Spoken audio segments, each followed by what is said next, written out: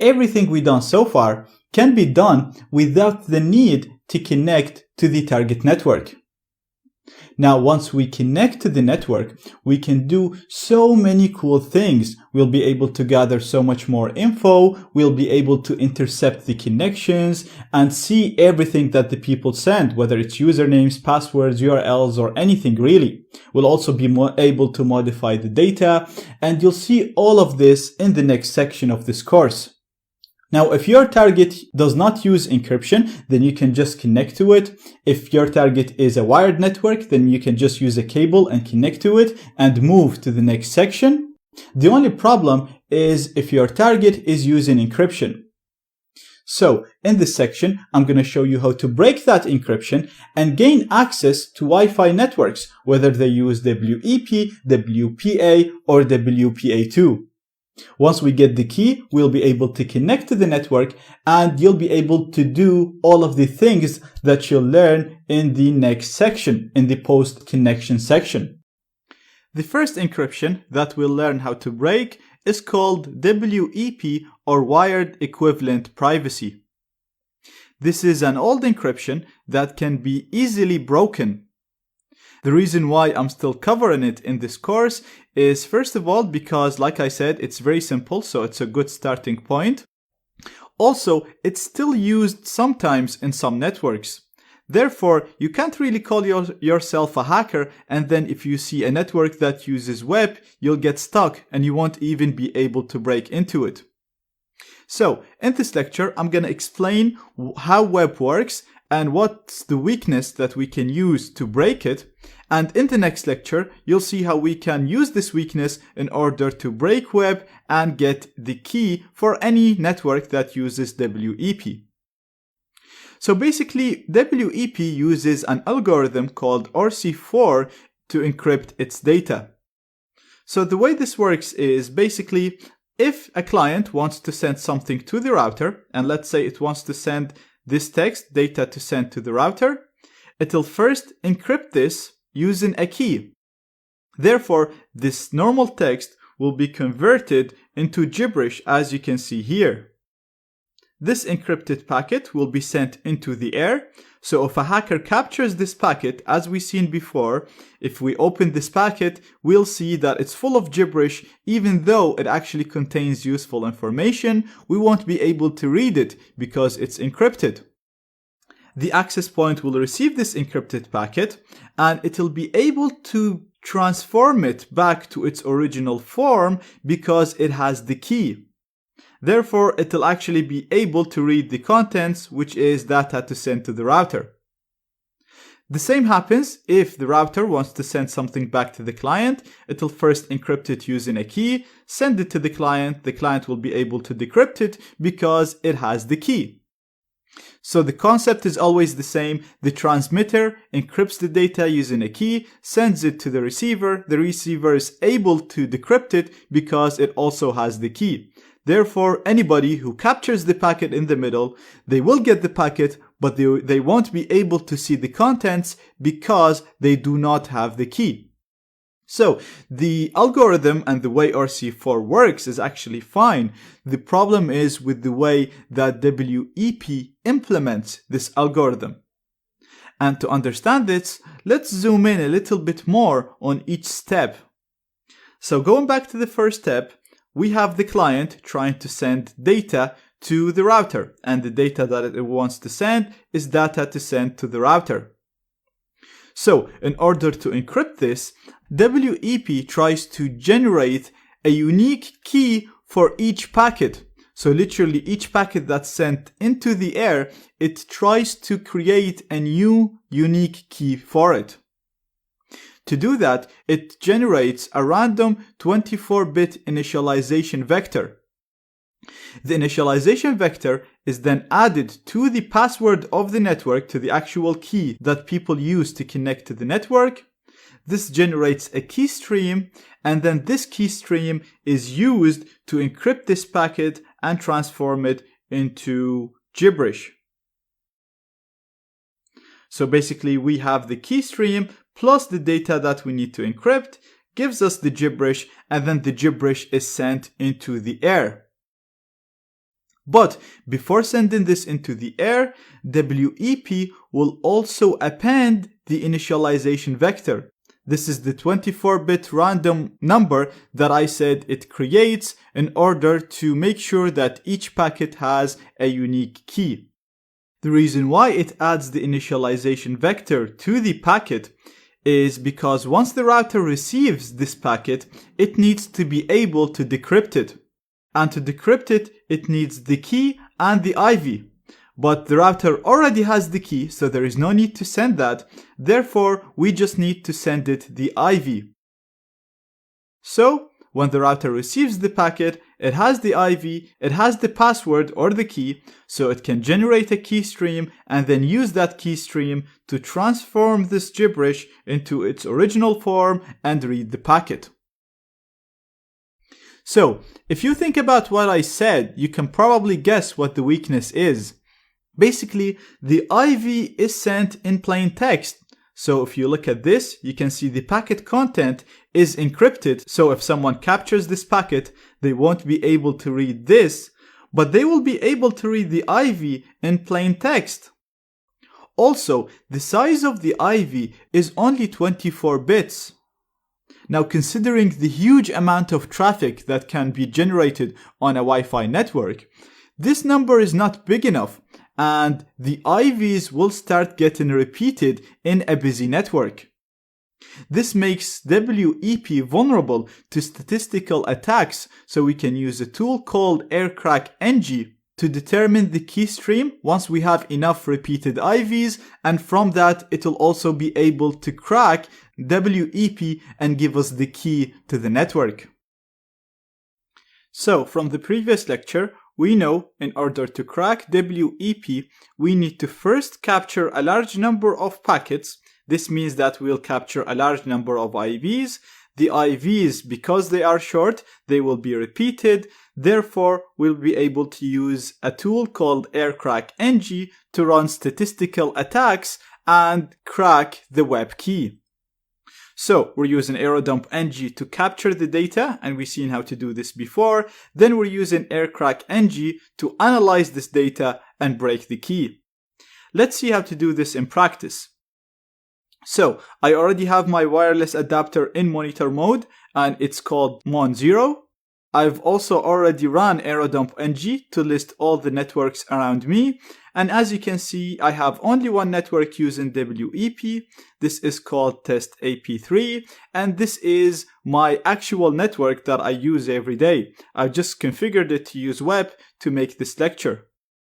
The main reason why I'm targeting the network that I use daily, because like I said, for this to work, we need to capture a large number of packets, and therefore we need a busy network, a network that gets used constantly to capture a large number of packets.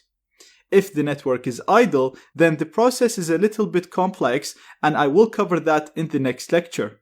So for now, let's focus on the simplest form, which is how to break into a busy network. So I'm going to copy the BSS ID of this network, and I'm going to run aerodump-ng against this network only. So I showed you how to do this before. I'm going to do aerodump-ng. I'm going to do --BSS ID to specify the BSS ID of the network. Then I'm going to do --channel to specify the channel of the network, and we can see it's running on number 1. And I'm going to do --write to store everything that we capture into a file, and let's call this file basic web. And then I'm going to specify my wireless adapter in monitor mode, which is Mon0. So we ran this command before in the targeted sniffing lecture. All we're doing is we're running aerodump-ng against a specific network with this MAC address, with this channel, and we're storing everything in a file called basic web. I'm going to hit enter, and as you can see, aerodump-ng is working against my target network. And if you notice, you'll see the data in here is increasing really fast. So this is something that I told you I'll talk about it later when we were talking about aerodump-ng, because I didn't want to talk about IVs at that early stage. So basically what you see under the data column is the number of useful packets that contain a different IV that we can use in order to crack the key. So the higher this number is, the more likely we will be able to crack the key. As you can see, this number is increasing very fast because, like I said, this is a busy network that is being used at the moment by my own computers and my own devices. If yours isn't increasing fast, then don't worry, we will tackle this problem in the next lectures. So for now, we're capturing a lot of data, and this should actually be enough to crack the key. So what I'm going to do, I'm going to go down to my other terminal in here, and if we actually list the files, you'll see that we have the capture file that we specified in the right argument, and like I said, we're always interested in the .cap file. So all we have to do right now is do step 2 in here, run aircrackng against the file that we captured in order to crack the key. So I'm going to do aircrackng, followed by the file name, which is basicweb01.cap. I'm going to hit enter. And as you can see, it's telling us that the key is found. So let me cancel this here. And right now, we can connect to the target network, which is called test AP3, using this ASCII password. So you can literally just copy this and paste it, or you can connect using this key. Now, in some cases, you will not see this ASCII password. That's why I'm going to show you how to connect using this key right here, because you'll always get this. So I'm going to copy this. And I'm just going to paste it here. You can paste it anywhere in a normal text editor or anywhere you want. And all you have to do is remove the columns that we see in here between the numbers. So I'm going to remove this one. I'm going to remove this one, and this. And now we can just copy this. And just to show you, I'm actually going to connect from my host machine. You can connect from Kali, but when we enabled monitor mode, we killed a lot of processes, and sometimes even after you restart these processes, getting connected to your target will be a little bit buggy. So it's best to literally just restart Kali and connect again. So just to save all of this time, I'm going to connect from here. I'm just going to click here. I'm going to connect to test AP3, and I'm going to paste the password. So I'm just going to click on show the password to show it to you. Again, the same password, we just removed the columns. I'm going to click on join. And as you can see, we managed to connect, and we can test this connection by going to Google. And perfect. As you can see, it's working, and we managed to break the WEP encryption. In the previous lecture, we seen how easy it is to crack WEP. All we had to do is capture enough data and then run aircrackng to crack the encryption and give me the key. Now, one problem that we could face is if the network is not busy. If it's not busy, then the number of data will be increasing very, very slowly. Therefore, we're going to have to wait for a while before we have enough data to crack the key. So let me show you an example. I'm just going to run aerodumpng here and list all the networks around me. And you can see I have my test network, my test AP in here. It's using WEP. And if you look under the data, you'll see that it's at 0 and it's not increasing. And even if it's going to increase, it's going to increase very, very slowly. Which means that I'm going to have to be waiting for hours before I can crack this network. So a solution to this is to force the AP to generate new packets with new IVs. Now, before doing this, we need to associate with this network. So what I mean by associate is we need to tell this network that we want to communicate with it, because by default, access points ignore any requests they get unless the device has connected to this network or associated with it. So don't get this mixed up with connecting. We're still unable to connect to the network because we need the password to be able to connect to the network. But what we're doing right now is literally just telling the target network, look, I want to communicate with you. Don't ignore my requests. That's all we're doing. So it's something similar to what happens when you just click on the network when you want to connect to it. You still haven't put the password, you're just telling the target network, I want to communicate with you, please don't ignore me.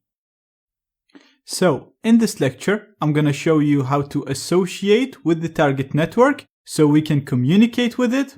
And in the next lecture, I'm going to show you how, once associated, we can inject packets into the network and force the number of data to increase very, very quickly. First, I'm going to run aerodump-ng against my target network, which has this BSSID. So I'm going to copy it. And we're going to use the exact same command that we've been using so far. So we're going to do aerodump-ng --BSSID, followed by the MAC address of my target, --channel, followed by the channel which my target is running on, which is 6. And we're going to store all of this, so we're going to do --write, and we'll call this file ARP replay because that's the name of the attack. And then I'm going to put my wireless adapter in monitor mode, which is mon0. So a very simple command that we done before. We're using aerodump-ng to capture data from a network with this MAC address running on this channel. We're storing everything in a file called ARP replay. I'm gonna hit enter, and as you can see, it's running against my target. And notice the data is increasing really, really slow, or it's actually not increasing at all right now. Now, to associate with this network, we're going to use a program called areplay-ng. So we're going to type areplay-ng, followed by --fake auth, because we want to do a fake authentication attack. We're going to put 0 because we only want to do this once. We're going to do -a to specify the MAC address of the target network. So I'm going to paste it. I've already copied it. Then we're going to do -h to specify the MAC address of my wireless adapter. And to get the MAC address of my wireless adapter, I'm going to do ifconfig. And it's the first 12 digits of the unspec field. Usually you'd see it after the ether, but when you enable monitor mode, it'll show up like so. So I'm going to copy this. And I'm going to paste it here. And I'm going to replace the minuses with colons. And that's it. It's done. And finally, I'm just going to give the name of my wireless adapter in monitor mode. So a very simple command. We're using areplay-ng, which is a tool that can be used to run a number of attacks. And we've seen using this with the deauthentication attack. We're telling it that we want to run a fake authentication attack. We want to do this once. We're giving it the MAC address of my target network after the A. Then I'm giving it the MAC address of my wireless adapter after the H. And finally, I'm giving it my wireless adapter in monitor mode. Now, before I run this, notice in here under the auth, we have nothing. And we don't have any clients showing up in here at the bottom. Now, if I hit enter, you can see under the auth, it's showing up as open. And you can see we have a new client here associated with the network. If you look in here, you'll see this is the MAC address of my target network. And right here is the MAC address of my wireless adapter. So right now I am associated with the target network, and if I send it anything, it's going to accept it and it's going to communicate with me. Again, I am not connected to the network. I still can't use the internet. I'm literally just associated with the network so I can communicate with it. Now, in the next lecture, I'm going to show you how we can communicate with this network in a way to force it into generating new packets with new IVs, which will allow us to crack the key very, very quickly. Now that we have associated with our target network, we can start communicating with it and it won't ignore us. So now we can go and start injecting packets into the traffic to force the access point to generate new packets with new IVs. This will increase the number of data really quickly, allowing us to crack WEP networks in minutes, even if the network was not busy like the one that we are targeting right now. Now there are a number of ways to do this, but in this course I'm going to explain the most reliable method, which is using an ARP request replay attack. I actually explain other methods in my network hacking course, but they are a little bit more complex and have less success rate. So this is the most reliable method and it should work against most networks if you have a good signal and a good wireless adapter. So the idea behind this method is to wait for an ARP packet, and I'll talk about ARP in more details later on. So for now, just think of it as a special type of a packet that we're going to be waiting on. Once this packet is sent in the network, we're going to capture it and retransmit it. Once we do this, the router is forced to generate a new packet with a new IV. So, by repeating this process, we will be forcing the router to continuously generate new packets with new IVs. Then, once we have enough data, once we have enough IVs, we can run aircrack-ng exactly as we seen before and crack the key. So let me show you how to do this in practice. Now, as you can see, I'm already running aerodump-ng against my target network, and I have already associated with it as shown in the previous lecture. So the only thing that's left right now is to run the ARP replay attack in order to inject packets into the traffic and force the router to generate new packets and increase the number of data. To do that, we're going to use areplay-ng again, and the command is actually going to be very similar to this command right here. So I'm actually going to copy all of this because I'm lazy, and I'm going to clear this and paste the command here. Now, there are only a few things that I need to modify. First of all, I don't want to run a fake authentication attack, so I'm going to remove all of this. And I want to run an ARP replay attack. Also, this attack does not take a number, so I'm going to remove this number. And I'm also going to replace the A with a B. And we're done. So, if you look at it, you'll see it's actually very similar to this command right here. We're using areplay-ng, but instead of doing a fake authentication attack, we're doing an ARP replay attack. We're giving it the MAC address of my target network after the B instead of the A. Then we're giving it the MAC address of my wireless adapter after the H, which is identical to this. And then we're giving it my wireless adapter in monitor mode. Now, I'm actually going to associate again before I do that. And then I'm going to hit enter here. And what's happening right now is my wireless adapter is waiting for an ARP packet. Once there is an ARP packet transmitted in this network, it's going to capture it and it's going to retransmit it.